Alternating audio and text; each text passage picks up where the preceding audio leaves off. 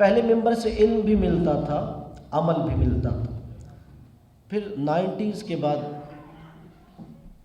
علم ملنے لگا، عمل کی کمی ہو گئی، اور آج تو اس زمانے میں یہ مسئلہ اصل میں ڈیمانڈ اینڈ سپلائی کا ہے۔ مجالس زیادہ ہیں، اچھے خطاب کرنے والے اہل علم کم ہیں۔ اب آپ جانتے ہیں یہاں پر بینکرز بھی ہیں، تاجر بھی موجود ہیں، کہ جب مارکیٹ میں ڈیمانڈ بڑھ جاتی ہے تو پھر سپلائی کیسے کی جاتی ہے؟ پہلے 1 نمبر مال آتا ہے، پھر 2 نمبر مال آتا ہے، پھر ایسا مال ہوتا ہے جس کا اس چیز سے تعلق بھی نہیں ہوتا، مرچوں کے نام پر اینٹیں پیس کے بھی دے دی جاتی ہیں۔ یہ ڈیمانڈ اینڈ سپلائی کا مسئلہ ہے۔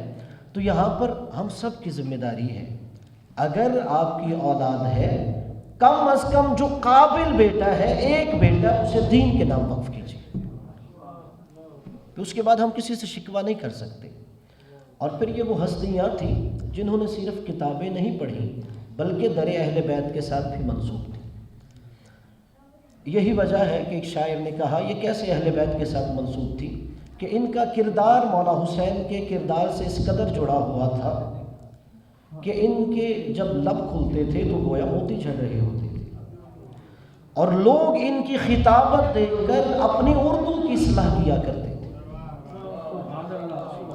آج حالت یہ ہے کہ جو ممبر پہ ہے اسے یہ نہیں پتا صحابی رسول کا نام سلیمان ہے یا سلمان ہے یا سلمان ہے۔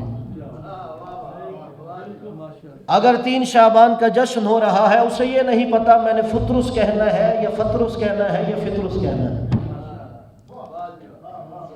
یعنی جس کی اپنی ابھی زبان و ادب صحیح نہیں ہے وہ اس قوم کے بچوں کی تربیت کیسے کرے گا؟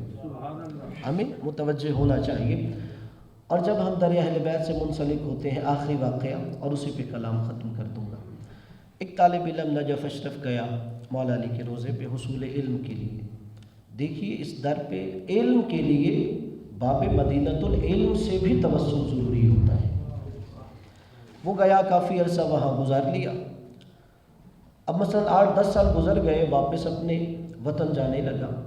اب جب مولا علی علیہ السلام کے روضے پر الوداعی زیارت کے لیے گیا تو سوچنے لگا میں کیا ہدف لے کے آیا، میں کیا مقصد لے کے آیا، یہاں تو میں نے باب مدینۃ العلم سے علم کی خیرات مانگی ہی نہیں۔